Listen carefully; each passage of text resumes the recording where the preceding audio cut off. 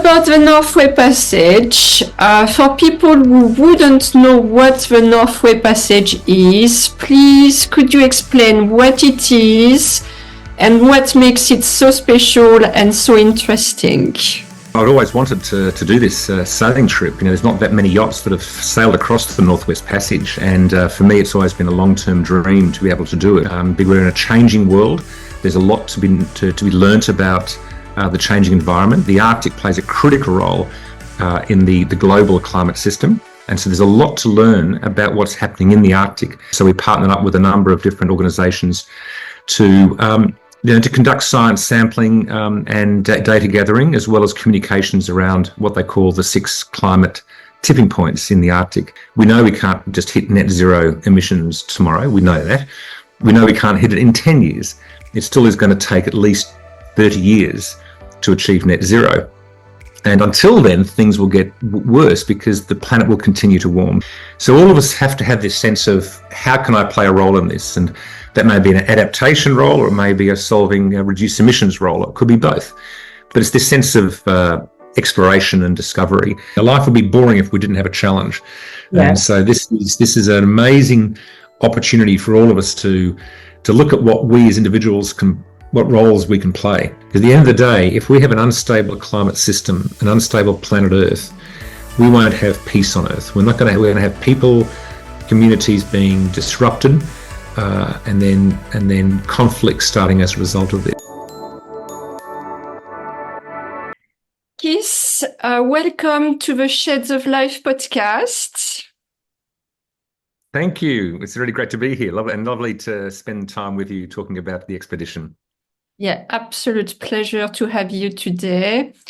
You have embarked and you have actually just finished an extraordinary expedition going from Norway to Canada, even if you pushed to Alaska. So you're going to explain this to us.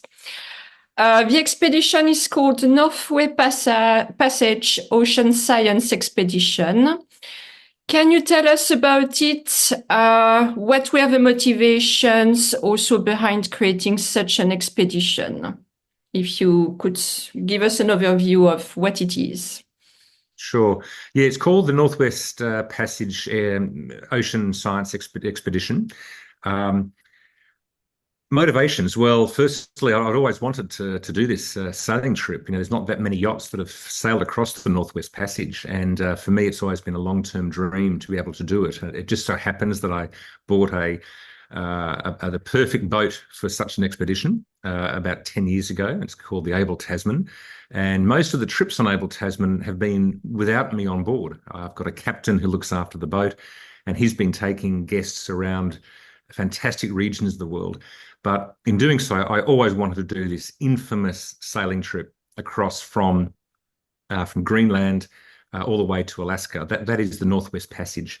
There's a lot of history behind these expeditions, but this is one that I was very, very keen to do. But I also wanted to do it in the context of science and exploration. We're in a changing world.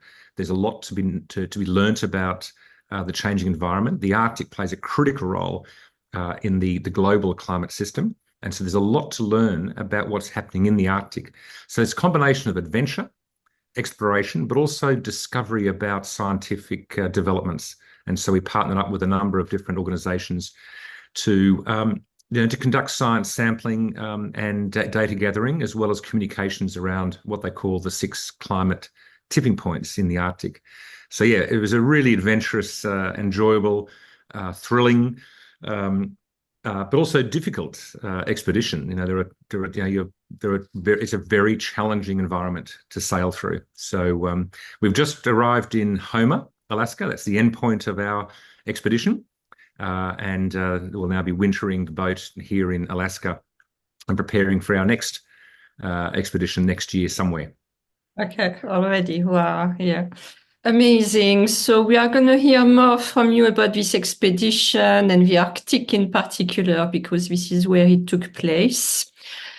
Before we do so, because you are the expedition leader, but you have a background as a businessman, very accomplished, very involved with advancing the UN SDGs, if I can summarize it in this way. So I wanted to ask you, what has your business journey been so far? Because I think you went through a transition from investment banking to more climate activism with various key milestones along the way. So can you tell us about that? Sure. Yeah. So my background is investment banking. That was what I've been trained as for many years. So I ran a pretty traditional investment banking career path from my early years. I studied economics and law at university and was a lawyer for a short time. But then I really enjoyed the financial aspects of banking, and so I was doing that for about 20 years and really loved it. It was a thrilling, fun, very intellectually challenging role, and dealing with really interesting people, doing really enjoyable and fascinating transactions, helping large companies to buy other companies and raise capital. So I got very involved, in the global capital markets, and also dealing with boards of directors and CEOs of large companies.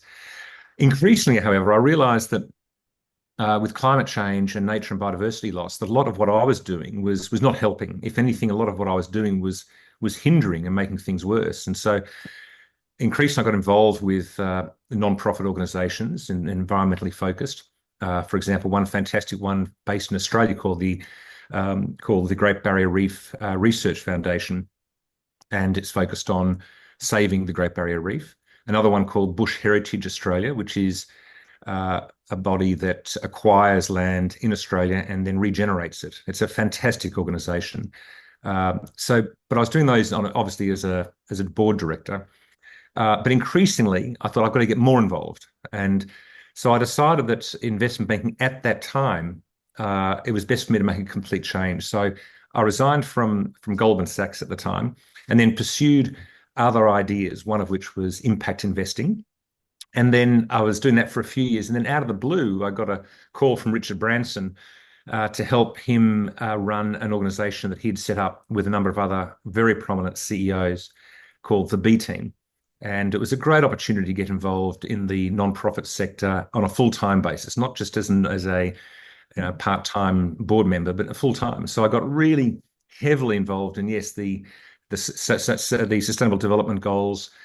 We helped support the launch of those SDGs back in 2015. We helped drive the Net Zero by 2050 campaign during the Paris Agreement in 2015, and a number of other projects like that. And it was a fantastic experience for me. It was a real honor to be linked with all those wonderful globally leading CEOs. And then I've joined Citi. So I was back into banking. And the reason for that is because since about 2019, things really started taking off with business, realizing they had to have a role, a leading role in solving the climate crisis and the nature and biodiversity crisis, which at the end of the day is also a social equity crisis as well. It's not just about the environment, it's actually about people living in the environment.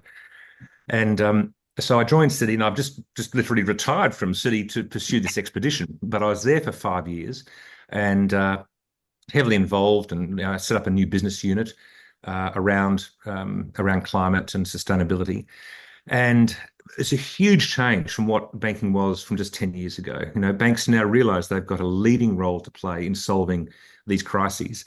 And so that's my brief path. And this expedition is, for me, very important because it brings together all those elements, the investment banking, my relationships with people in those roles, the non-profit sector and these solutions we have from the non-profits and civil society, and also my adventurous spirit, and bringing those elements together, because I feel I've got a responsibility to use those skills and those relationships in a way that helps solve these global crises.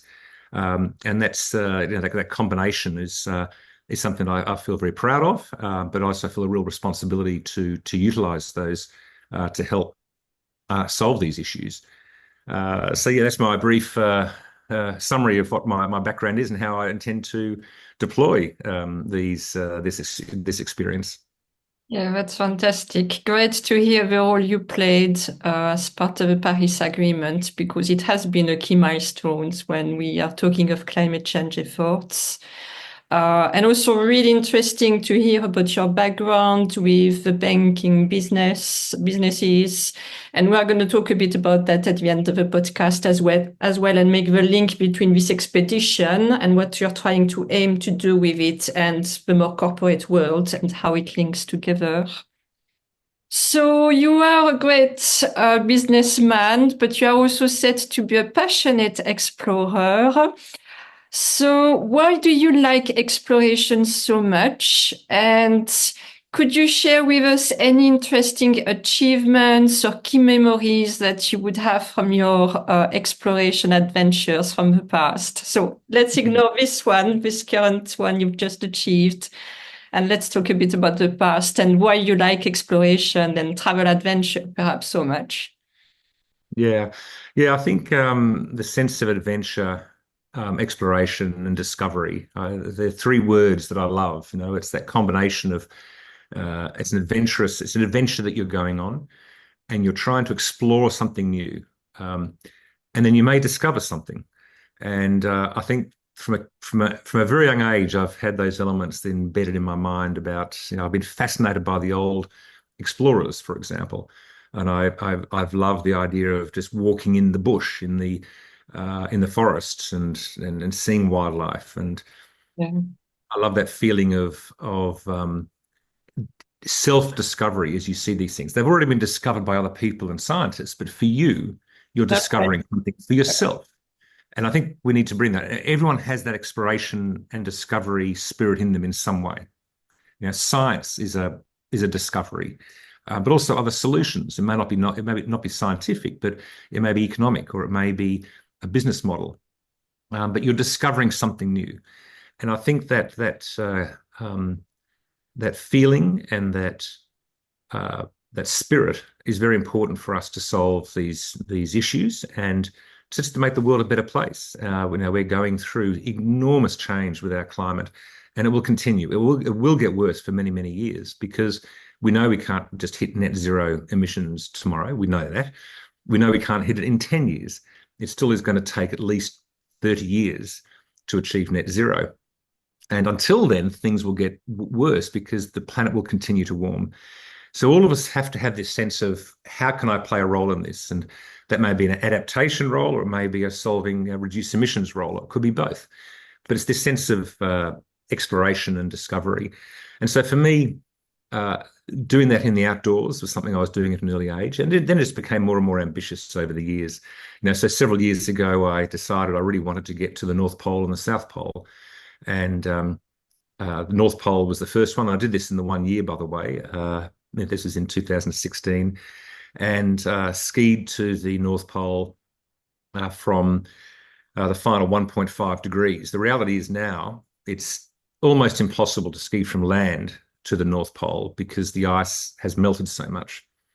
So I think it's at least 15 years since the last person was able to ski from land to the North Pole. So that was a lesson to myself already, that things are changing so rapidly in the Northern Hemisphere, in the Arctic, that we can't actually ski from land to the North Pole. Now you have to get flown onto the ice, and then you can ski from there. And then later that year in December, I skied and cycled to the South Pole. That was a new thing, is to cycle. And why did I cycle? Well, because I love cycling. And I thought, would it be fun to try it? I had no idea whether you could do it. In fact, we were going up a completely new route. So this route, no human had been on this glacier that we traveled up, called the Reedy Glacier. It's an enormous glacier, about 20 kilometers wide, about 110 kilometers long. And it was a great sense of responsibility to be the first human on that glacier. There was three of us, and we were there, the first humans on that in that area, and that whole glacier and that whole route. So we had no idea what the conditions were going to be like, and we had no idea whether they were going to be good enough for cycling. But I took my big fat tire bike and I put it on the back of my sled.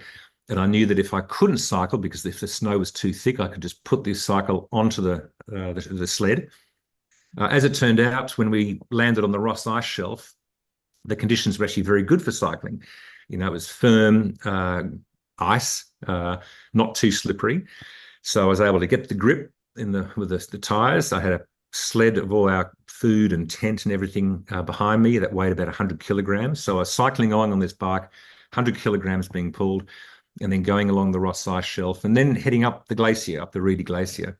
And that's when it got pretty scary because there's lots of crevasses along the way. So that was a wonderful experience, 40 days from the Ross Ice Shelf to the South Pole.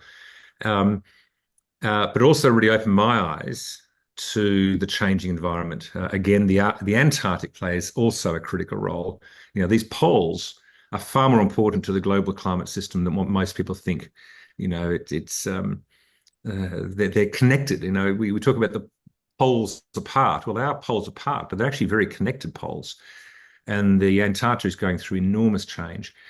And what I saw there and learned there was the roles that the ice shelves play to act as a plug to keep the glaciers from flowing quickly down into the ocean. So the Ross Ice Shelf, which is about the size of France, it's about 200 meters deep, and it's acting as a plug. It keeps the glaciers from flowing so quickly. And yet, as it continues to melt because of warming seawater and warming air temperatures, at some point we may lose that effect. And then, of course, it's a cascading impact of change with rising sea levels, etc. So there's a lot to learn about what's happening in the Antarctic. Being there in person is a great way to do it because you experience it, you see it, you breathe it, you smell it, you learn so much more about it. And I'm a big fan of people traveling to see these things. I know as soon as you do travel, you have emissions connected with that. But on the other hand, the positive benefits of people seeing it and experiencing it is so impactful and so important. So so that's some of the adventures I've done, and those have then led to my next one, which is sailing across the Northwest Passage is the logical next adventure. Yeah, absolutely. No, thank you for that. So you obviously had a good experience of both poles before this expedition, but obviously from the Arctic, because this is where you just were. It's funny because every time we talk about climate action and the barriers to action, definitely when the environments are far from the eyes, whether it's the poles, the ocean, for example, far from the eyes, far from the heart. And as you said, it's only by going there that you learn so much more about these environments and you care so much more as a result as well. So about the Northway Passage, for people who wouldn't know what the Northway Passage is, please could you explain what it is and what makes it so special and so interesting? Yeah, so as an Australian, I wasn't educated really as much about the Northwest Passage in the Arctic because we're down the south. We have a natural perspective of the globe, of the world, from the bottom of that globe behind you. And so that the ocean, the Arctic and the history of the exploration around the Arctic wasn't something that I learned a lot about when I was young. It was only much later that I became more exposed to the Arctic and the history behind the exploration, and also the history of the Inuit peoples that live and have lived for hundreds and thousands of years in the regions. But when I started learning about it, I became fascinated by it. And I started also spending more time in the Arctic. For example, skiing to the North Pole in 2016. And then also with the yacht, with the Abel Tasman boat that I bought 10 years ago, taking her up to the Arctic, so northern Norway, for example, way up North Norway. And I stayed on Svalbard for a while before heading to the North Pole. But I just found I loved it. It was such a beautiful environment and different and exciting, changing, a lot to learn there. So yes, it became a fascination for me when I started learning about the Northwest Passage, especially the history of all the exploration efforts by the Europeans. The reason it's called the Northwest Passage, of course, is because it's northwest from Europe, right? It's the British and the others. It's northwest. Now if it was someone from the islands in Hawaii, it would be northeast. Or if it was the native population in the United States or in the Americas, it'd be just, well, it's the North Passage. The reason Northwest is because from the Europeans who were doing that exploration and wrote the history, uh, um, it was Northwest to them. But over hundreds of years, there's been these efforts to find a new trade route across to the Pacific. In fact, originally it was, how do we actually, it was the British who really wanted to find a new trade route as opposed to going south around the bottom of South America. Because it was the Spanish and the Portuguese who really had dominated that route. So the British got really passionate about finding this route. And there's an amazing history of dozens of attempts by very, very famous explorers, including Captain James Cook, who, as an Australian, means a lot to me because, of course, Captain Cook was the explorer that really mapped the east coast of Australia. And so he tried to go from the east side, from the west side, from the Pacific over to the Atlantic, and he failed because the ice stopped them. So there were many, many attempts, and I love reading about that history. It was in the 19th century that it became quite intense with the British Navy that was sent a number of expeditions there. And one of the most infamous is the Franklin expedition. The reason it became so famous was because they failed and every crew member on the ship died. And there's this mystery behind it because they haven't mapped out exactly what happened. They haven't found any logbooks, for example. It was only 10 years ago that the two ships that got stuck on the ice were discovered, and they're still at the bottom of the ocean there around King William Island. And they're now the Canadian Parks Authority, I think it's called Canada Parks. They are still diving down to those ships to see what they can find and discover more about what happened and the decision making behind the Captain Franklin and the crew members. So yeah, there's fascinating history around the Northwest Passage, and it's become part of our expedition as well because we wanted to map and follow those routes. Of course, it was Roald Amundsen from Norway, the great explorer, who was also the first to the South Pole. But in 1903 to 1906, he was the first person with his crew to successfully sail across the whole Northwest Passage. Up until then, no one had achieved that. So he has a double. I mean, he's an amazing explorer, but he's got that double achievement of being the first person to the South Pole, but also the first person across the Northwest Passage. Yeah. So yes, along our expedition, I read a lot about this history. It was great to discover the bravery, the courage, the vision of these explorers and how tough it was. I thought we had a tough time at times, but in relative terms to those old explorers, it was luxury. That was very tough what they did, and often we don't really appreciate just the tough conditions they had to achieve what they did. Yeah, absolutely. Yeah, I'm like you. I used to love reading about explorers from the past. It's fascinating. Being French, I have more books about French explorers because there are a lot of French explorers who went to the Arctic, and there seems to be still today, there is like a love story between adventurers in France, polar explorers who go to, the Arctic regions, Greenland, etc. So that's something I've always followed. And I really love that you remind us that it is such harsh environments. I've been there myself in Greenland. And I've done a cross-skiing country trip there, and it was like the toughest experience of my life, which I will never redo. But it was good because it shows you there are really harsh environments, but you learn so much from them as well. So it's a school of life to go to these regions for sure. Yeah, I think we owe a lot to them, don't we? It just always fascinates me that there was, obviously no electricity, no GPS, no maps. I mean, they had maps up to a certain point, but beyond that point, they didn't know what was there. Yeah. So they were literally, taking their boats further into a place where they had no idea whether that route would get through. It wasn't like just going across the Pacific where you pretty much know you've got open ocean until a certain point. Here, there's this array of, I forget how many islands are in the Arctic, the Canadian Arctic archipelago, but it's literally thousands of islands. And you're trying to find a route through these islands. And some of those routes take you directly south, whereas you think, well, we're going to be heading west. Well, actually, heading to straight west wasn't going to achieve it because there was going to be too much ice and other issues. So that's why when you look at the route that Amundsen took, it went south down Prince Regent Inlet.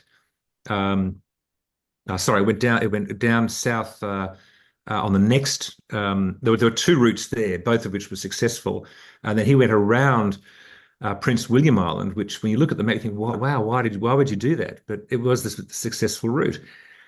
And but yeah, the conditions that, by the way, it took him 3 years to get through. They had to winter there. So, imagining being stuck in the ice all winter, dark, gloomy, cramped up in conditions with other men. They were all men, unfortunately, but they that was the culture at the time. It was just a men doing it, and then suffering from scurvy and starvation, and then slowly dying.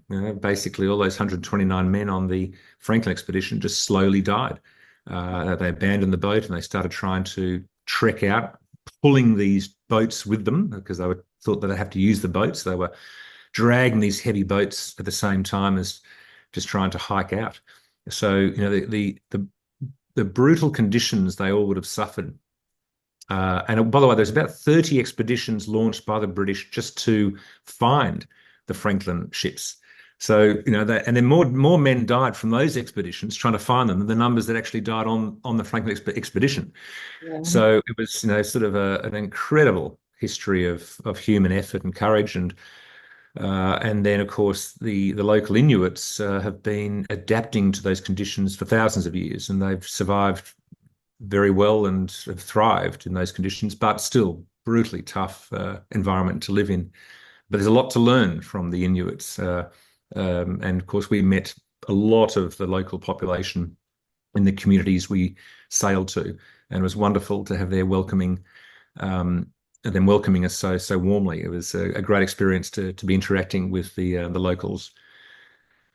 Yeah, no, these expeditions are absolutely fascinating. I don't know if you've seen, you might have been on your expedition, but they discovered the Shackleton, one of Shackleton's boat yacht from the past as well. I think it sunk in the 60s off the coast of Canada a few months ago.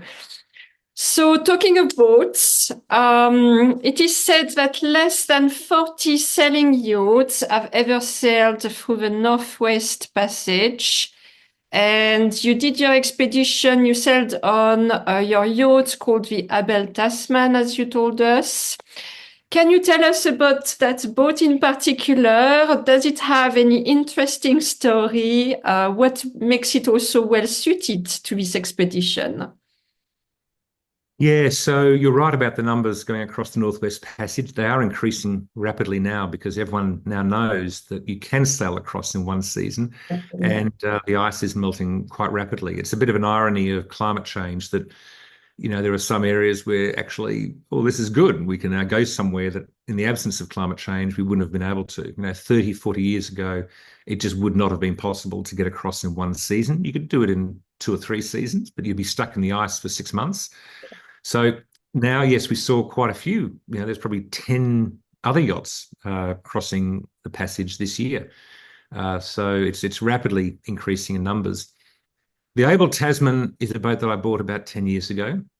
And the reason I loved it so much in deciding to buy the boat was because it's a great exploration boat. It's a steel hull, 75 feet. It's a Bermuda schooner, so 2 masts, 4 sails, together with a Jenica sail that I've also had created. So, and very solid, very strong. So when you go to these places, inevitably you hit very big seas, gales and storms, and very big swells. I remember when we sailed to Antarctica way back in 1999, and that was in a smaller boat, and it was about a 45-foot boat. And I remember looking at the swell, looking at the waves, and the waves were above our mast. So you'd be sailing along, looking at the top of your mast, and then realizing that the wave coming towards you is above the mast. Now, of course, they weren't breaking waves; it was just the swell. So the boat would be going up and down, and so they're the sort of conditions you meet. Yeah. But the Abel Tasman is perfectly built for these conditions. She was built for these sort of explorations. And we take nine, there are nine berths. So we typically have a captain, a first mate, a cook, and then the other members of the crew. And yeah, ideal for the Northwest Passage. And she's also beautiful, right? So that was an important part of our expedition was both the scientific data gathering, but also the visualization of the changes occurring in the Arctic and communicating with people on the way. By the way, now that all these yachts have got Starlink, we're able to communicate with high bandwidth to anywhere in the world, right? So the communication that we're all able to do now is totally different to where we were just 4 years ago. Um, so uh, being a beautiful boat and highlighting it with the Jenica sail that I got designed, which is designed with the climate stripes. So the famous climate stripes is a representation of the change in temperature from 150 years ago, which, by the way, was when the Franklin expedition occurred, broadly speaking, to today. And of course, it's actually it's a lovely design of blue, and becoming lighter blue and then turning red in the last 20, 25 years. And I decided to design it that way because I wanted to have that visual impact for people so they could see a beautiful yacht sailing in the Arctic with ice behind us with this lovely Jenica sail and saying, we're warming the planet very quickly and things are changing very quickly. Be inspired by this for action. It looks beautiful. It doesn't look ugly. It looks beautiful. So it's this juxtaposition between, yes, we're heading into very dangerous territory, into this red zone, but it's beautiful. So it captures the eye and inspires us to think, okay, what can I do about it? What can I do to be part of the solution? And we've all got different roles to play, whether you're a scientist or you're an engineer or you're an explorer or you're a teacher or you're a student or you're an entrepreneur. Any role has a role to play. Any skill has a role to play in these solutions. So that was what we were trying to do with the boat. Have this, and we got beautiful images with the drone as the boat was heading along at 12 knots in a big wind with the sails up, and it looks very inspiring and beautiful. But the message is that what should be there is ice. We shouldn't be there, right? We shouldn't be able to do this.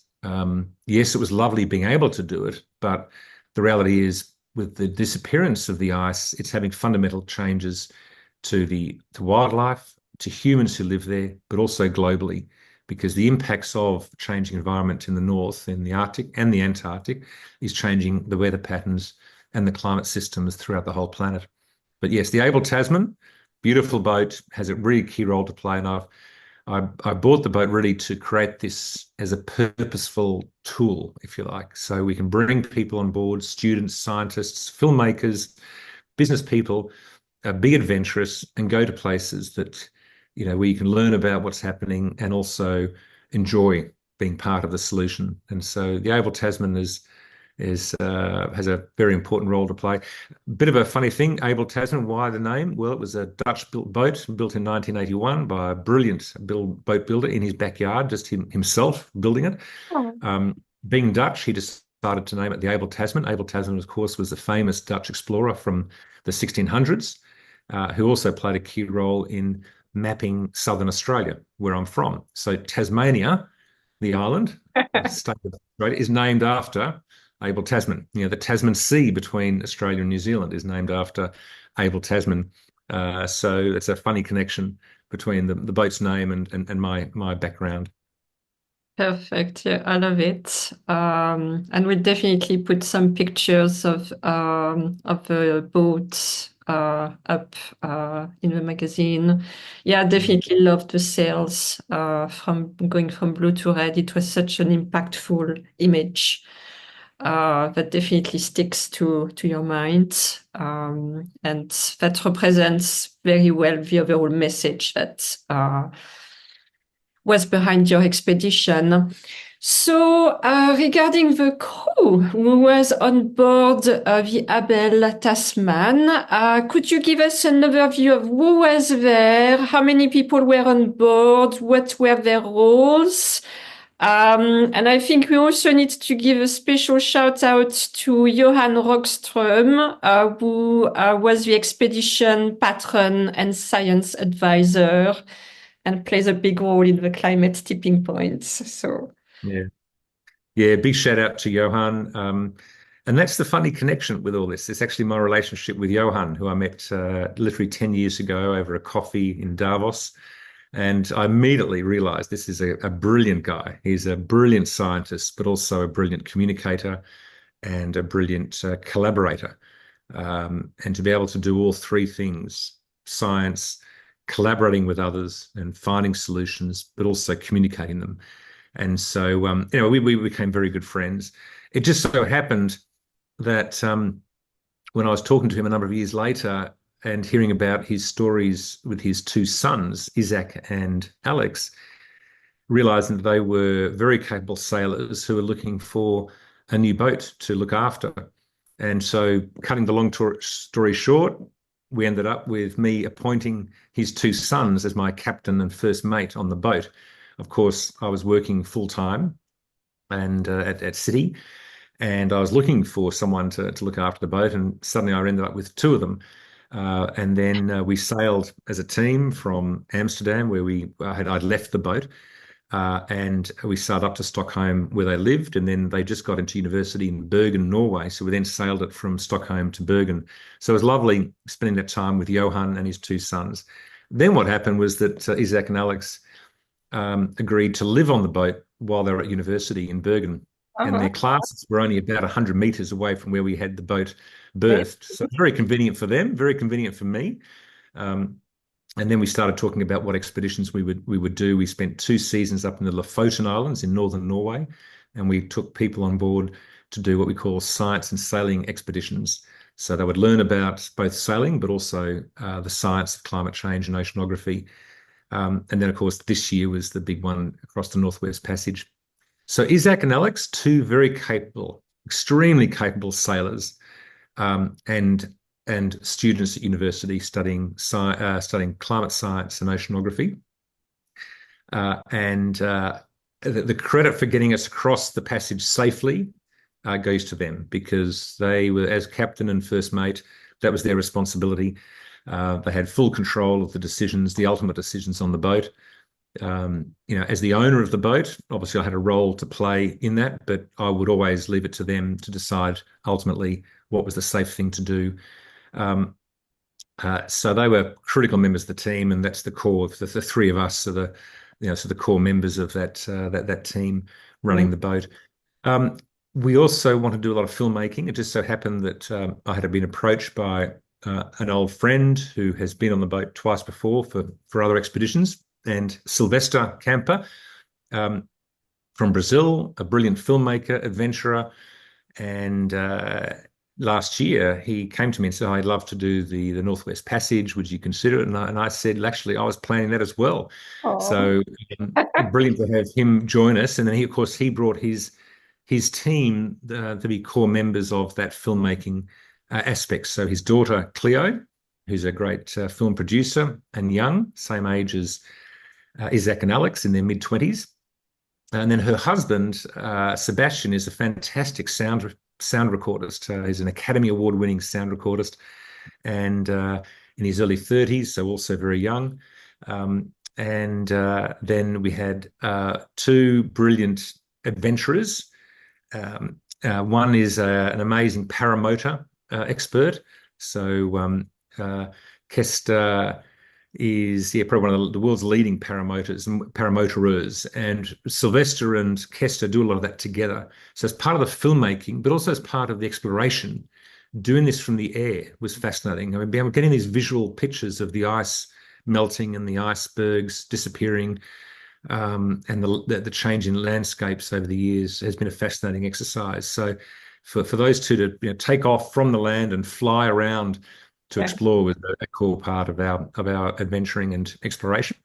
And then Karina Oliani, an amazing Brazilian adventurer. She's climbed K2, probably the toughest mountain in the world. Brilliant diver and ice climber.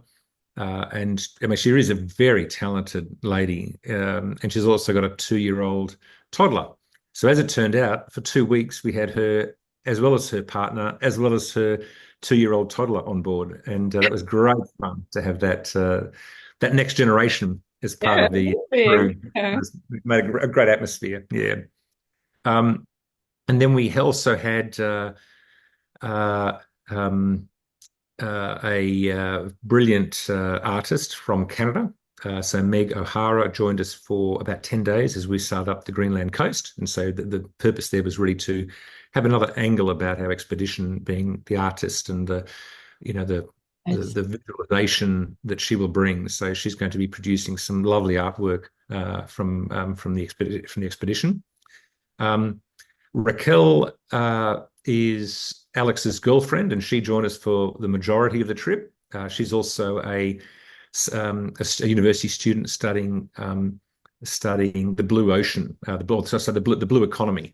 So that really is about economic and financial solutions for restoring and preserving the ocean. So it was great having her on board as well, and she played a key role with as a chef and looking after the boat generally.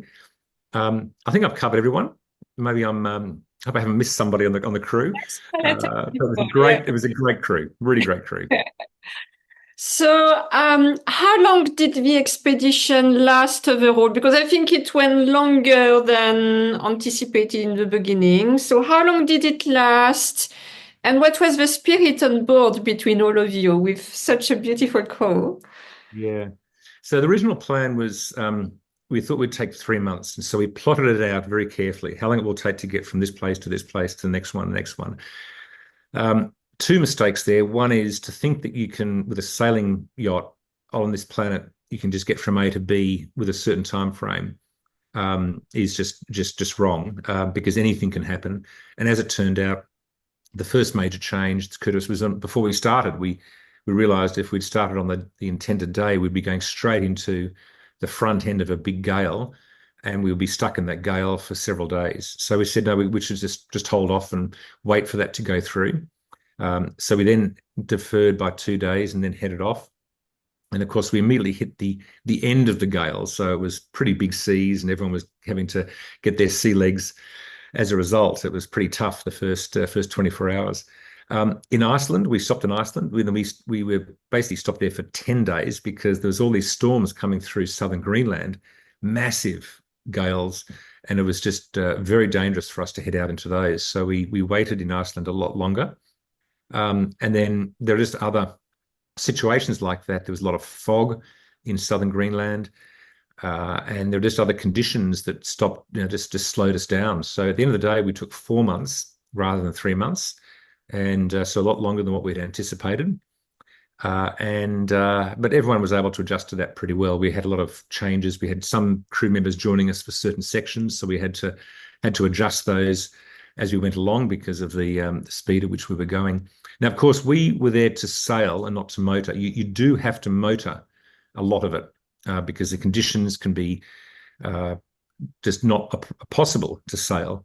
Yeah. But we probably did more sailing than most other yachts that were doing it because we don't have a strong engine in the boat, but and also have great sails. So we wanted to sail as much as possible. And so when you look at our route, you see a lot of zigzagging. And of course, that's because we're going against the wind and we're having to tack to get there. Whereas other yachts would often just go straight ahead with their strong engines to get through. But we were keen to get the sails up and really enjoy this as a sailing expedition. Yeah, beautiful. So a couple of questions about the Arctic. Well, a few questions about the Arctic in particular. So because your expedition focused on the Arctic as a region, can you explain to us why is it such a crucial region for the planet? Mm.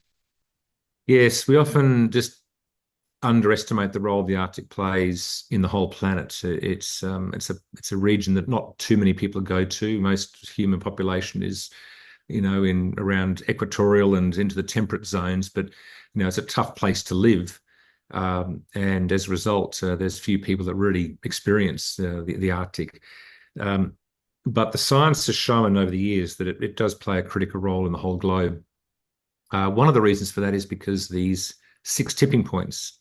So let me just explain. The scientists have now identified 16 tipping points on the planet. A tipping point is an ecosystem or an Earth system that, beyond a certain rising temperature level, can change rapidly, and in a self-perpetuating way, and potentially in an irreversible way, so at least irreversible in human timescale.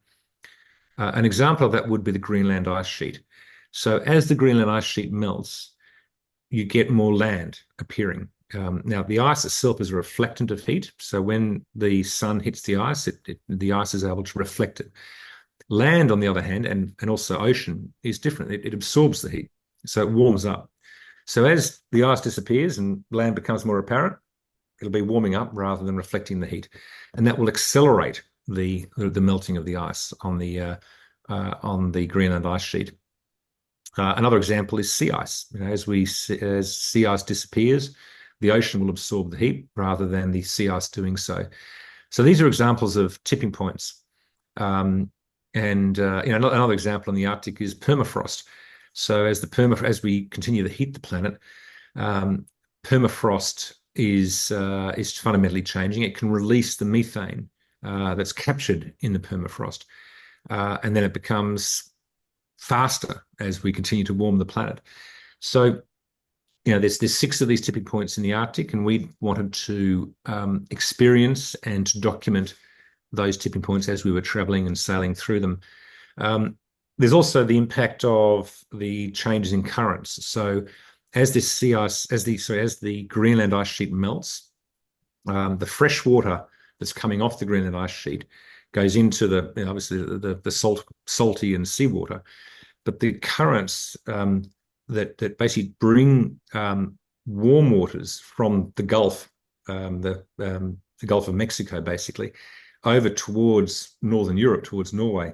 That's the reason why Norway and Northern Europe is relatively speaking warmer than the same latitude in North America. So now what's happening is that current is slowing. That movement of the current is slowing down, and so it's having a very complex impact on ocean currents. It's also the currents heading down south, down into the southern hemisphere. They're also changing rapidly because of what's occurring in the Arctic.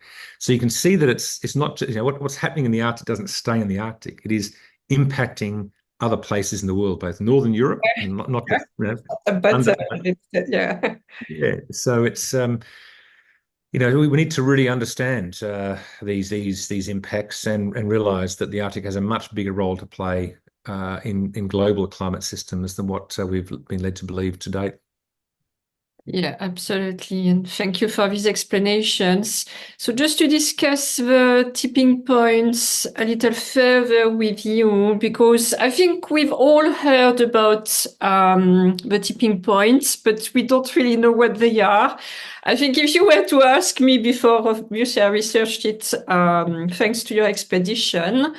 But, I would definitely mention the sea ice in the Arctic and perhaps the Antarctic glacier, but that's all I would say. Literally, I don't know what the other tipping points are. So your expedition's mission was to cross in a single season the Northwest Passage from Norway to Canada, Alaska, to raise awareness of these 6 tipping points in the Arctic, and it's 6 out of 16 in total in the world, you said? Yeah. Yeah.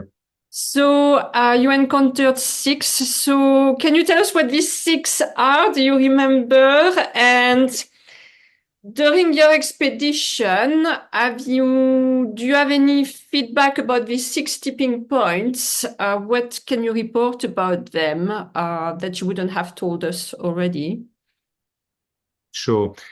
Yeah. So this is something I've been learning a lot about over probably 10 years, ever since I met Johan Rockström. Yeah. And there's now many, many more scientists looking into these Earth systems, the combination of planetary boundaries and these tipping points. And so all the credit for learning about these goes to these brilliant scientists who are realizing that we're getting into very dangerous territory with these tipping points. Now, a tipping point is yes, it's an ecosystem or an Earth system that if beyond a certain temperature level, and by the way, each of these has different temperature levels by which they change. But beyond that particular temperature level, they fundamentally change over time and potentially irreversibly, and also probably in a self-perpetuating way. 16 tipping points have now been identified around the globe. A good example are the coral reefs. So I grew up in northern Queensland, right next to the Great Barrier Reef. And it breaks my heart to see the changes occurring in the Barrier Reef. We've lost about half of the reef already.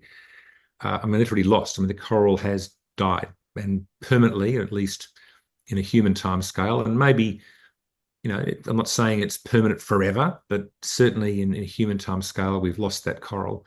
The concern is that we'll continue to lose a lot more of it, not just in the Great Barrier Reef, but in other parts of the world. And what's happening is the combination of increasing acidification of the ocean, which is a natural byproduct of carbon dioxide being absorbed by the oceans, but also the warming of the seas, the warming of the air temperature, and we're getting these bleaching events. So you get these. And by the way, what's happening is that it's not just the average; it's when you hit these extreme levels, even if it's a short period of extreme. So the Great Barrier Reef has now been hit by about 7, I think, of these bleaching events over the last 20 years. And so what happens is there's a spike in the air temperature and the sea temperature. It's just too hot for that coral. It's been adapted for a particular temperature level, and it gets bleached, and then it eventually dies. Now, it can come back. Bleaching doesn't necessarily mean it dies, but if it's bleached so badly over a certain period of time, then it does die. And that is an example then of another tipping point that, in fact, the scientists estimate that beyond 1.5 degrees, most of the coral reefs in the world will disappear, which is very scary because we're just about to hit 1.5 degrees in the next, on an average basis, over the next 10 years. So, that's an example of one. But of the 16, 6 of them are in the Arctic. And what is scary is that they're, in a relative sense, close together. They're in that same region between Iceland and Alaska. Some of those are sea-based and some of them are land-based. The first 2 that we went through was sea-based, and that was the Labrador-Ermina Sea convection collapse. And so this is based on the east coast of Greenland, and the concern there is that this sea's convection, which is warm water and cold water turning, and that accelerates the currents. The concern there is that that current system will slow down and in fact collapse. Of course, that has major implications for not just sea life, but also what's happening on land. Then there is the AMOC, which is the Atlantic Meridional Overturning Circulation. And that basically is the sea current all the way from the Gulf all the way across to Western Europe. Some people call it the Gulf Stream. I think that is a component of the AMOC. But again, that has slowed down by 15% over the last few decades, and there is a concern that it could just cease or collapse. The Greenland ice sheet melting. Of course, we sailed up the west coast of Greenland. We saw the ice cap from the sea, and we also saw the increasing speed of the single biggest glacier that carves into the ocean. That is in around this town called Ilulissat in Disco Bay. And seeing the number of icebergs that are created from the collapse is beautiful. You see there's this glacier collapsing into the ocean. But the reality is that is evidence of the Greenland ice sheet melting. The sea ice in the Arctic that is melting rapidly, and the concern there is that it actually then eventually collapses, and we just don't have sea ice over many, many years. And then coming further across to the west, we've got the boreal permafrost abrupt thaw, as well as the northern forest northern expansion. So there's a combination of the permafrost melting and thawing, together with the forest, the boreal forest in the north, heading north, but also losing it down south, and so that has major implications around the whole ecosystem in the north.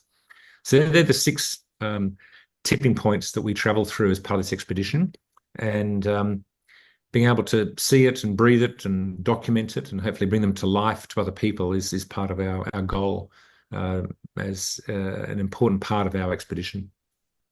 Yeah, I think I thought this is what was really interesting with this expedition, to really raise awareness of these six tipping points. I actually didn't know out of 16 in the world, six were in the Arctic, which is massive.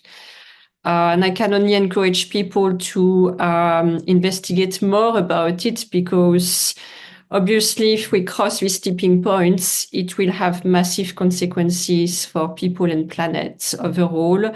And we can only celebrate the work of the scientists and people like Johan Rockström for raising awareness about them and doing work about them, because it is quite complex, for everybody.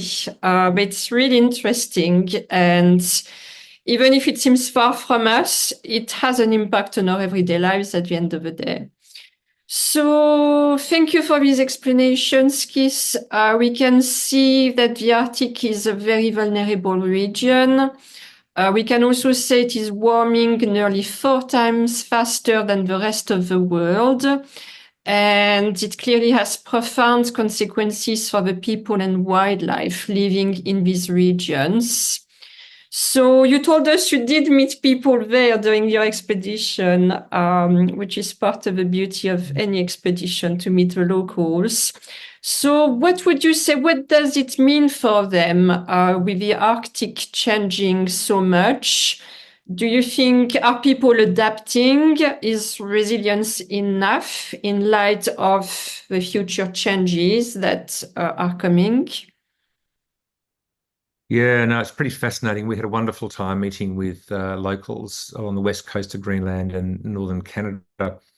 Um, all the people that we met there, and by the way, I should say that 90% of people who live in Greenland are Inuit peoples, and northern Canada, in the small communities there, it would have been at least that proportion. So the vast majority are people who have a heritage of being born and growing up there, and with their parents and their grandparents and their ancestors being the Inuits who have been there for hundreds and thousands of years. But we had comments all the way along from them. I mean, certainly climate change is embedded in their thinking. They're all aware of it because they're experiencing it. It's quite a difference to what I see in many other communities around the world, where sometimes it's just not on their mind. Yeah. But in those communities, I found it consistently something that they're aware of and having to adapt to. A simple example would be, on the west coast of Greenland in Nuuk, which is the capital of Greenland. People there were saying, "Oh, I'm sorry about the weather. It's miserable. It's terrible, but this is what's happened. We used to have a lot of sun.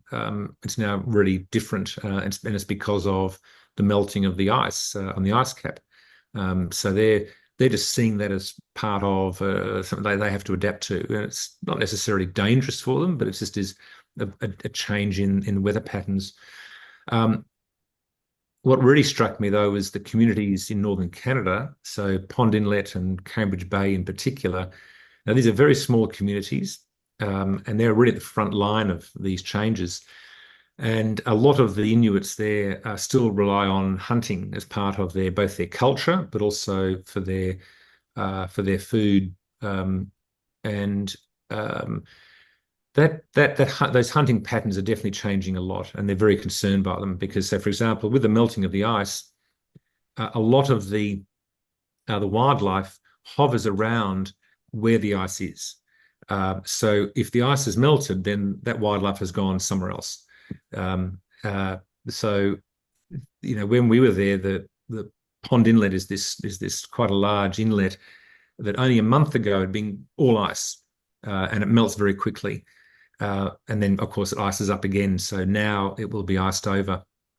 But that gap of ocean, that period of time when it's ocean, is becoming longer.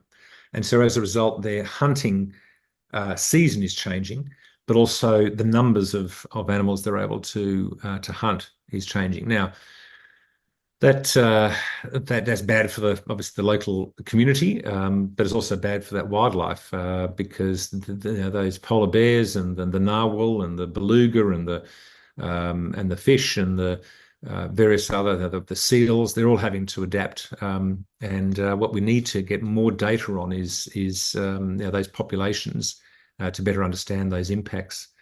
So yes, adaptation is going to be a key theme. There's no doubt about it. As I said before, the planet will become warmer, for many years to come, and so communities like them will just have to change and adapt to these inevitable warming of the planet.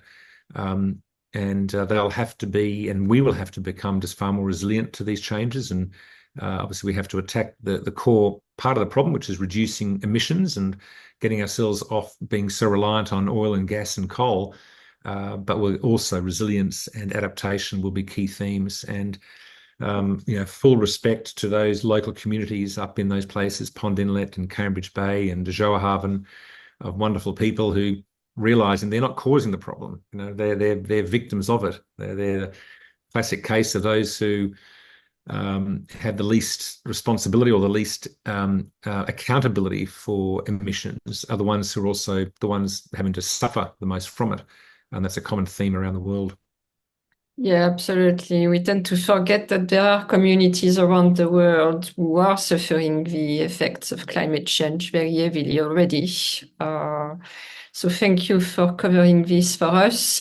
I also like that you mentioned, other wildlife, because obviously when we think of the Arctic, we have in mind the images of glaciers and polar bears.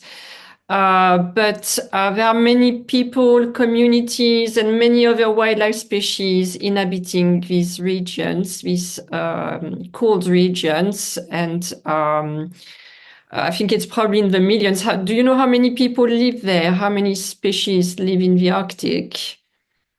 How many different species? No, I don't. It's a good question. I should have that at my fingertips, shouldn't I? But it, what I found was, I mean, as you know, it's exciting when you come across any species that you don't often see. Um, and That's a core aspect of our research that we were doing was teaming up with this wonderful company in London called Nature Metrics to use their eDNA scientific technology. And what that is the ability to identify species in the water or on land just using the DNA that they leave somewhere. So, for example, we as humans, we have a fingerprint. We're able to now, of course, take a sample from that fingerprint to assess the DNA, and that identifies that it's a human being, and even to the extent that it identifies you as an individual, if you're able to then sequence your own DNA. So this is environmental DNA. It's a growing area of science and technology. And we were just absolutely delighted to team up with Nature Metrics, who provide us with all the samples and the devices to conduct this sampling. And we did that every day that we could along the expedition, which is take a sample of about 5 liters of water and then filter it through using a filter machine into this little tiny filter and then add some preservative to it to ensure that it stays alive, if you like. And we conducted that every single day that we could. And what that we'll be able to do is assess the wildlife, the sea life, and any living organism that has been through that spot in the last period of time. Things that we can't see. And whilst we might have seen, like for example, a pod of whales or a pod of dolphins, you can see that, but there'll be plenty of times that you're sailing through and you just don't see anything below the surface of the ocean. And the reason for this really exciting eDNA technology is to allow us globally to assess what really is here, what is below the ocean, what other animals and microorganisms can we not see but are there. And that is critical for us to make better decisions, and also for companies to better understand what impacts they're going to have in doing something, a new mine or a new drilling operation, or a new salmon farm, or a wind farm, whatever thing that is going in that impacts the local environment in the ocean, to really understand what are the animal life and sea life and other aspects of life that will be impacted by those decisions. So to team up with Nature Metrics and to conduct this EDNA analysis has been a real honour. We had to do the analysis, so we've now sent all those samples back to London, and over the next few months, that analysis will be completed. And so we're really excited to see what the results of the sampling. Yeah, amazing. So yeah, I'm really glad you're talking about eDNA because the advances in science also are always amazing. And scientific research was a key focus for you as part of this expedition. And you've included I think you've included especially three scientific research areas as part of the expedition around ocean plastics, ocean acoustics, which is developing a lot at the moment, and so the eDNA that you've just explained. So could you tell us what you've done in the two other areas as well, ocean plastics and ocean acoustics? Did it go hand to hand with the eDNA, or was it something separate in terms of research? So, well, each item was separate in the sense that they were with different partners, but they were similar in the sense that we were conducting each of these sampling or recordings along the same route and around the same time on each day. So what will be interesting is, are there any connections between them? We don't know yet. We'll have to do the analysis from the sampling we've taken and see what that produces.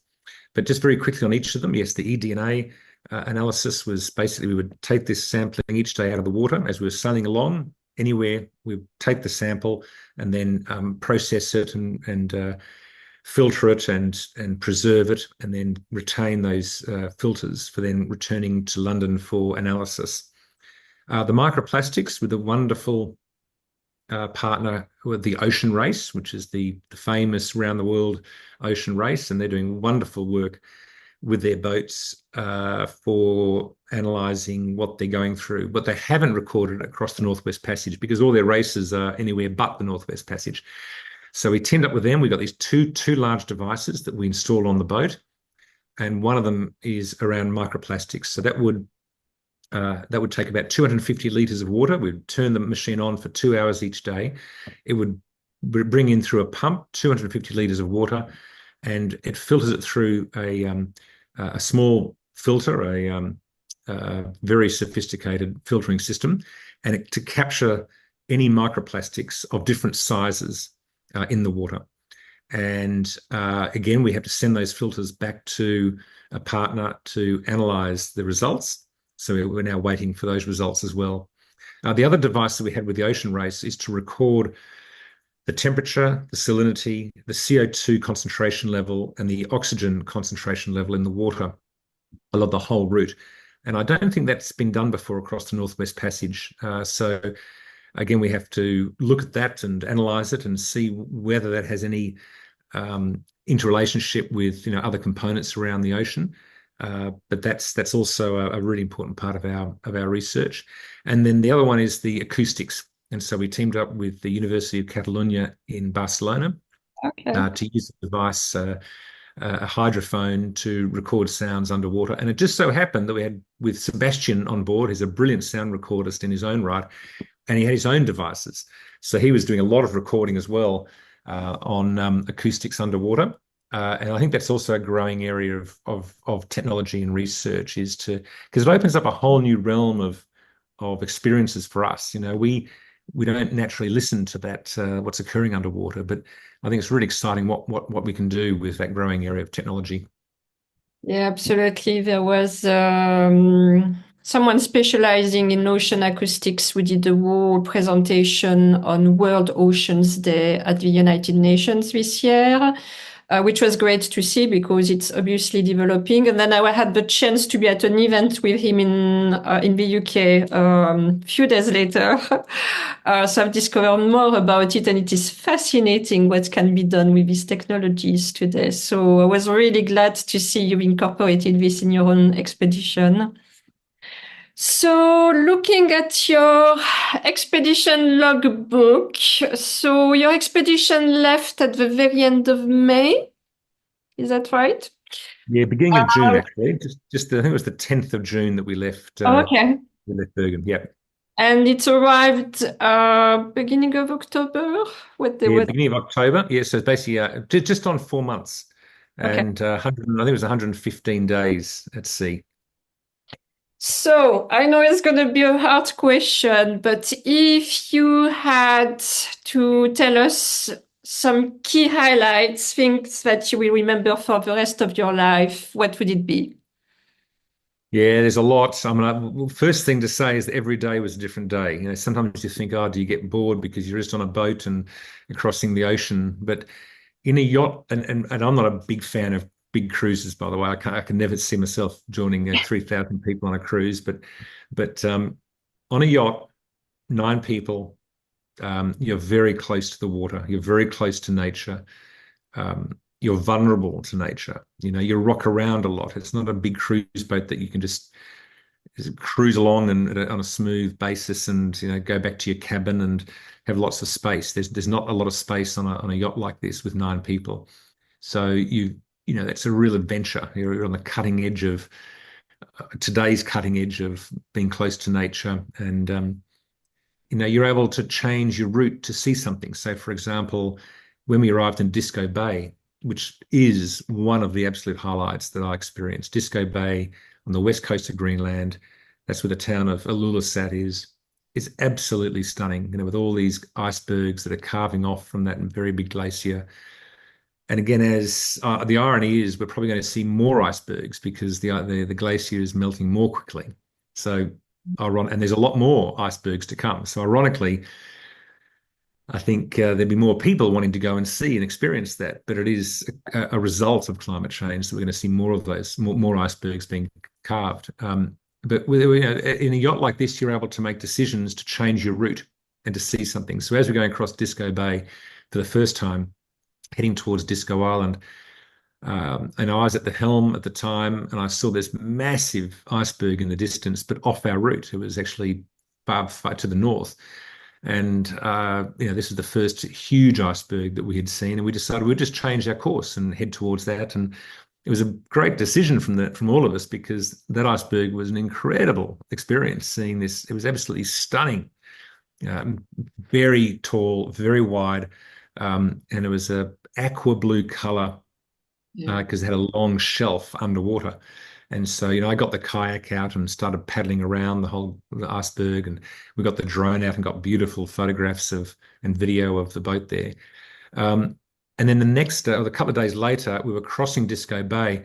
As it turned out, it was the hottest day ever on the planet. I only found out the next day that the NASA had released a report showing that it was the hottest day, the hottest average temperature. Obviously, it's global temperature around the world. And there we were in a spot where it's probably the largest producer of fresh water melting ice on the planet outside of Antarctica. So this particular glacier produces about 10% of all of Greenland's ice, carving ice. And so there we were, ironically, on the hottest day on the planet ever recorded, in a place that is probably producing more fresh water, melted water than anywhere else in the Northern Hemisphere. And that really impacted me. That really, it was beautiful, absolutely beautiful, but also impactful.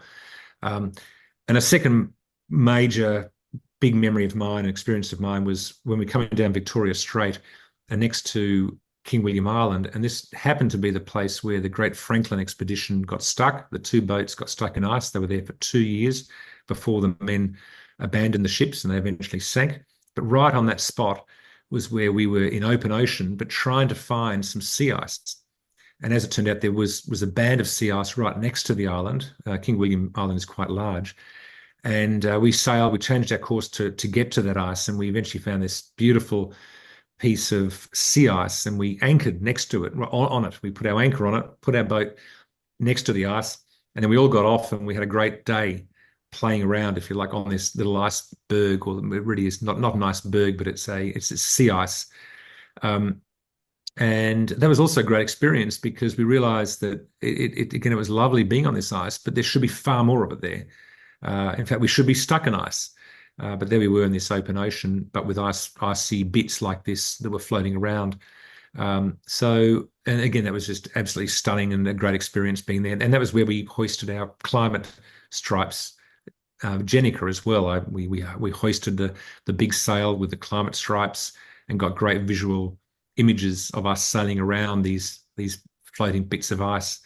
So that was also a wonderful day and very impactful on me. Yeah, really symbolic. I was thinking we're almost all gonna have to become a bit scientists, because as you say, we need to go beyond what you see immediately. Like you see these beautiful icebergs and we know the power it has on us because they are beautiful, but there is a whole story behind them that we also need to be aware of. Yeah. Yeah, Ingrid, I do agree with you. I think, I mean, I'm not a trained scientist. You know, I trained in economics and finance and law, and my whole career has been around those themes. But over later in life, I then went back to university because I wanted to, in a way, reinvent myself and to realize I needed to retool.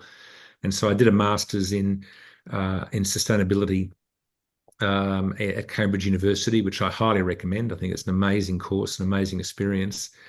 And for me, it opened up a whole new world of learning. And part of that was to be more scientific. And that's something that scientists don't have to be taught because that's what they're trained as and that's what they do. But for me, it was important that I learned the science of climate change and the science of nature and biodiversity loss, and how we show greater creative leadership to address them. You know, this is a real systems challenge. You know, it's not going to be solved by doing the things we've been doing the last 5 6 years, time and time again. We have to have a real systems thinking about this, and I think that's something that we all have to learn more about the science, but also the systems that we're in, because we naturally we naturally inherit the thinking that our parents and our teachers have taught us. But this is a completely new era, and we have to take ourselves out of the system that we're in and look at it and think, is this the right system for us to solve these challenges? And I think that's another skill that we all have to develop is what I call systems thinking. There's some brilliant economists and social economists and scientists who are teaching us, and I'm learning a lot from them about the way we need to think to solve these challenges is very different to what some other global challenges we've had in the past. Yeah, absolutely. That's actually a topic I've discussed often on the podcast with my guests because we really need to educate ourselves again. And yeah, it's about, doing what you've done at Cambridge. I think Oxford in the UK has also a very good program, very similar. And yeah, many of my guests have actually been through similar journey as you, just, taking classes or, there is a lot you can find online as well. It's just being curious, continue learning, because as you said, the changes we are seeing now are going fast and the shifts are happening. And it's part of adapting to them, to learn more about them, what we can do, how we can adapt our systems, because everything is going very, very fast. Going very fast. I think a word that you just used there really strikes a chord with me, Ingrid. Curiosity. You know, I think humans are curious as a natural thing. We use our brains to look around the corner or to find a solution to something or to understand why something's happening. You know, the whole world of science is because we are curious. We like to know. And in being curious, it helps solve problems. It helps to make life easier for us humans. You know, I use the example of the old explorers heading across the Northwest Passage and how tough it was for them. We're able to do it now off their shoulders of them because they were they did tough things, but they did because they were curious. Yes, it was often in those days driven by money and new trade routes and all that as well. But there's a natural curiosity that we have as humans. And I think that plays a really important role for all of us because retraining ourselves is going to be important for people of my age. I mean, obviously, if you're a young student at school and going into university, you're there to learn. But Yeah. for my generation, I think Yeah. we've got such a Yeah. great role to play. More and more of my friends are retiring. They've got time on their hands. The kids are out of home and they got more freedom. But I think there's a whole generation of talented people who have had their careers, but retraining and relearning and playing a role in helping to change things because they're curious, but also because they think they're responsible as well. Is I think a massive opportunity. Yeah. We can solve these challenges by motivating people into action, but they'll only do it if they understand the science and understand the foundations of why they're doing it. Then you can become very, very motivated.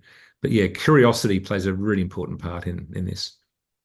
Yeah, absolutely. And I also think that's the beauty of your expedition because there are many ways of learning, and your expedition is also a way of learning, of raising awareness about the issues, the challenges, but also the opportunities, the solutions, through the spirit of adventure, because it was a very adventurous expedition.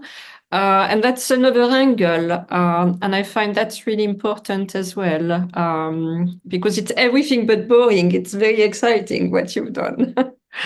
It is exciting and it was on the edge. And I'm not expecting everyone to do a similar challenge, by the way. We all have different things It we is like you. doing. You will have But to tell us about your next expedition as well.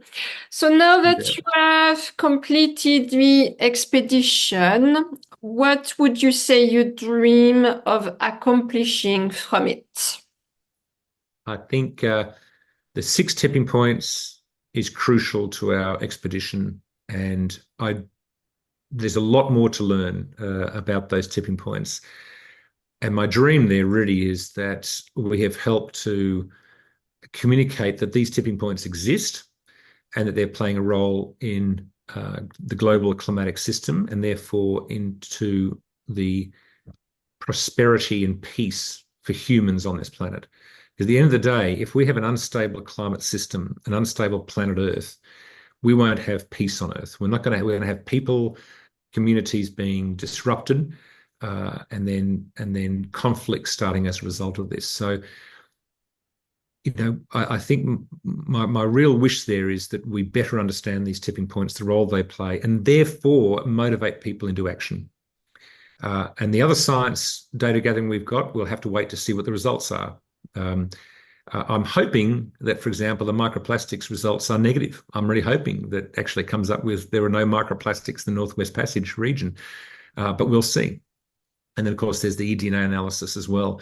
So, I'm really looking forward to the results of the analysis. And but at the end of the day, it is what it is, and we're going to be using that scientific analysis to help others, maybe to inform other scientists and other people into what's happening, and therefore to be addressing the challenges and the problems that may exist. So, this has been a very important part of our expedition is communication, raising awareness, getting people excited about addressing these challenges. We don't address them properly if we're too negative, if we're depressed, or we give up. It's too late. It's definitely not too late. And it's definitely exciting for people to address these challenges. Life would be boring if we didn't have a challenge. Yeah. And so this is an amazing opportunity for all of us to look at what we as individuals what roles we can play. So that's an important message we have from our expedition. Absolutely, totally. So I said at the beginning that at the end of the podcast, we would go back to the corporate world because we know that businesses, of course, influence the Earth's systems through the emissions they emit, the resources they extract, and the decisions and investments they make. But they are also exposed to the climate and nature risks. Not sure how much they take that into account today. But I wanted to ask you, with your background in business and finance, and obviously the work that you do today, what key messages would you like to give to businesses when it comes to making a case for tackling the climate and biodiversity crisis? Do you talk to people in the corporate world today? Do you see things shifting in this area? What are the challenges? That would be great to hear from you around that. Yeah, well, there's a lot in that question, and there's a lot of answers to it. Um, uh, so I can only prioritize, I guess, the things that companies and financial institutions can take. Um, so the first thing I would say is that the need to better understand the what we're doing to our planet, the rapid change that's occurring, and the ultimate endpoint if we don't take action now. Right, literally, we're beyond the point of sensible far. We really have to, in the next 5 years, literally drive things so rapidly. So for businesses and banks and for investors to embed this thinking into their decision making, their daily decision making, that's hard to do, because you've got an investment decision, you've got a new project. It's you think it's going to make money out of it for your shareholders or for your investors. It's hard to do, but somehow you need to bring that holistic approach and systems change and global impacts into those decision-making aspects. And every business and every bank, every investor will have to do it in a different way. But that thinking of what impact will this have on the planet overall when you add them all together, that is critical. A second thing is we know we're in a market economy, and I think it is the right system that we have. It's a capitalist system, and I'm a big fan of capital system to be the most efficient allocation of capital. But the problem is we're not pricing in the damages. There is no global carbon tax or carbon price. And often when there is a company that embeds a carbon price, it's only a notional one. It's not really a cost. They don't pay out the money to someone else. So our tax system is fundamentally flawed. We're not actually embedding real carbon pricing, and ultimately that will also include nature and biodiversity pricing into our decision making, because when you make a decision, you basically look at your return on investment. But if the return is incorrect because it doesn't properly account for the price that you're causing the planet, the cost that you're causing, then the equation is just wrong. So we need to somehow just keep hammering this until we get proper, real carbon and effective carbon pricing, and ultimately nature and biodiversity loss pricing into the system. That's going to be very hard for companies to make proper decisions. And I think we can't give up on this. I know that many people think, oh, like it's impossible to make a global system and people don't pay more money. Well, the reality is that the money can be used, but just return it to the population. It doesn't necessarily have to go into the government. It can actually be returned to people in a fair way. So, for example, in Switzerland, the carbon price that is collected is returned to every individual in the system through the health the health insurance system. So there are solutions there that work, but that's a key. They're the two key components in my view: is the thinking of the proper impacts that we're having on the planet through every decision that we make, and secondly, embedding that into the pricing in all of our decision making.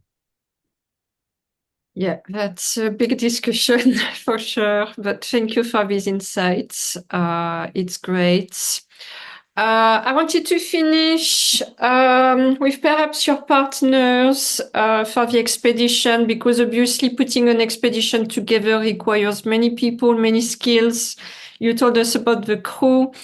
Are there any expedition partners, supporters you'd like to thank more in particular before we close? Well, I mean, all of them have played a really critical role. The reality is the expedition couldn't occur without our partners and collaborators. We have wonderful science and impact partners, including Nature Metrics, who I've mentioned, the Ocean Race as part of the microplastics work. The Villar Institute have played a really important role for impact. And on the financial support and overall support, we've had a wonderful partner in a company called Mercuria, which is a Geneva-based energy trading business. And they have just been a fantastic supporter of the expedition and have provided a significant amount of the capital that we need in order to run these things. These type of expeditions are not cheap. Everything is very expensive. So to have Mercuria on board as our principal sponsor has been a real honor and privilege. And so, yeah, I really love to make a shout out for Mercuria as our key partner and collaborator for the expedition. Okay, perfect. Yeah, thank you to all of them. Last question for you, Keith, because this podcast is called Shades of Life, as every guest bring their own color, vision, and mission to it. So if you were a color, what would it be and why? It's a great question. It's a really great question, actually, because um, it, it humans are impacted by feelings. We've got to think, but we also have to feel. If we don't feel emotionally about something, the thinking will not turn into action. You've got to have the feeling in order to convert thinking into action. And so it's a lovely question you ask. Blue. I love the color blue. I particularly love the color aqua blue. Why? Because firstly, when you look at the planet Earth from afar, it's actually blue, right? The vast majority of our planet is the ocean. And that's where we come from. If it weren't for our ocean, there wouldn't be life on our planet. I mean, look at all the other planets in the solar system. There's not much ocean. There's not much water on them. So we need water. We need the blue. As the famous Dr. Sylvia Earle says, no blue, no green. Yeah, I love that. The reason we have the humans and our interaction with wildlife on the surface of the planet is because of our ocean. And I love that color blue. I particularly love the aqua blue. I find it's just a lovely, vibrant, emotional color. And we struck that in that iceberg that I mentioned in Disco Bay. When you look at the drone footage of the boats with the iceberg and the impact that the ice has on the dark blue, it creates this stunning aqua blue color, which I find very emotional and motivating. So short answer is aqua blue. Beautiful, beautiful. And you're absolutely right. I actually think we think alike very much because that's exactly the reason why I'm asking this question to each guest at the end, because obviously we discuss a lot of information together on each podcast. But as you said, it's very important to go back to can't remember if it's the right part of your brain, because the left one is more logical, the right one is the more creative part. And as you said, we need to feel more. I think it's David Attenborough who said, we don't need more science, more facts, we need more wisdom. But I would argue we also need more creativity. We need more emotion as well. So thank you for that. And it was a pleasure to have you on the podcast. Keith, thank you so much for sharing your expedition with us. We will have an article on Scarlet Red Mag about it. I will put the references also in the show notes. So people can also go to your website and discover the expedition in full. I can't wait to see the results of it as well from your scientific research. I think it will be very interesting. Yeah, I'm very excited to see the results too, Ingrid. We put a lot of effort into the gathering of the samples, so particularly, it takes that place investment on capital. both, right? Yeah, that's right. So, Ingrid, let me thank you though, because it's wonderful having you running these podcasts. I've really enjoyed watching and listening to your other fantastic guests, and I admire what you're doing. And it's the form of communication to people is really important. So wonderful! It's a real honor to be on this podcast, and thank you for your time. And very much encourage any listeners to be in touch and to follow the journey now of us seeing the results of the work. So thank you very much. It's been a real honor being on the podcast. Thank you, Kiss.